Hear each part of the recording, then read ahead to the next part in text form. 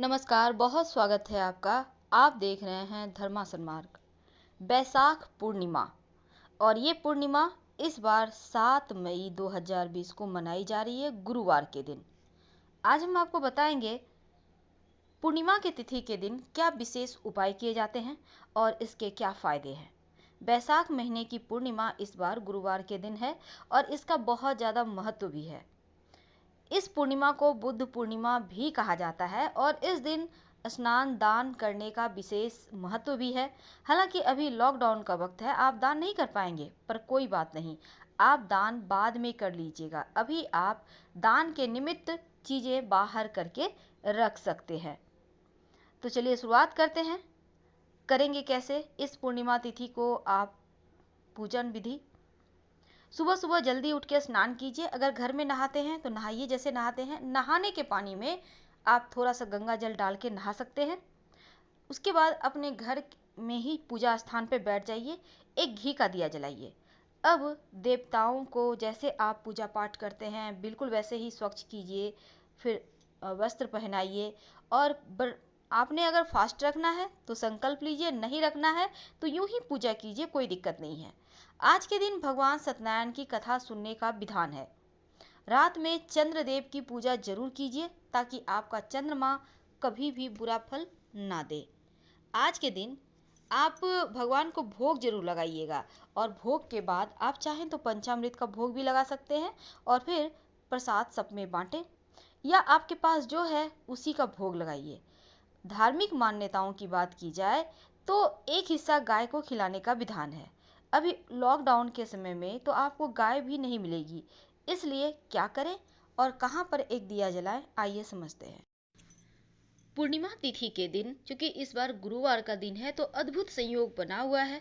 शाम के समय तुलसी के नीचे एक घी का दिया जरूर जलाइए। इससे भगवान विष्णु अति प्रसन्न होते हैं और यदि आपसे भगवान विष्णु प्रसन्न हो जाए तो आपको माँ लक्ष्मी का भी आशीर्वाद साथ ही साथ मिल जाता है। और इस पूर्णिमा पर, बैसाख पूर्णिमा पर तुलसी के नीचे दीपक जलाने के बाद उसकी परिक्रमा भी करें। यदि आप ऐसा करते हैं तो धन संबंधी तमाम परेशानियां दूर हो जाती है और आपकी किस्मत का साथ भी आपको मिलने लगता है।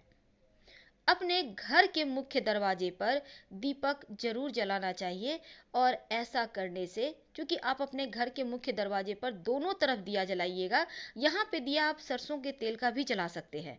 देवी देवता घर की ओर आकर्षित होते हैं अगर बैसाख पूर्णिमा बुद्ध पूर्णिमा के दिन आप ऐसा करते हैं तो। घर में सुख शांति भी बनी रहती है और देवी देवताओं का आशीर्वाद के साथ पितृदेव भी प्रसन्न होते हैं। इसलिए अपने घर के मुख्य दरवाजे पर 2 दीपक दोनों साइड जरूर जलाइएगा।